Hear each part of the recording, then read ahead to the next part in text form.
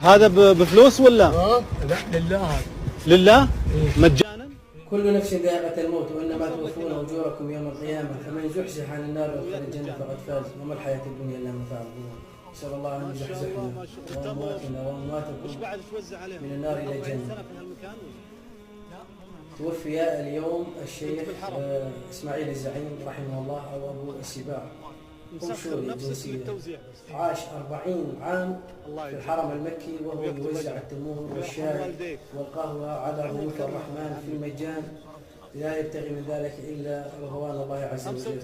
طبعا من أجود الأنواع التي كان يقدمها، من أجود أنواع التمور ومن أجود أنواع الشاي والقهوة، وكان هذا بدعم منه ودعم من أهل الخير، كانوا أيضا يدعمون حتى يستمر بعمله هذا الحاج الموقر ذهب إلى رحمة الله عز وجل. لا تنسوه ولا تنسوا موتانا ولا موتاكم من صالح الدعاء. السلام عليكم ورحمة الله وبركاته.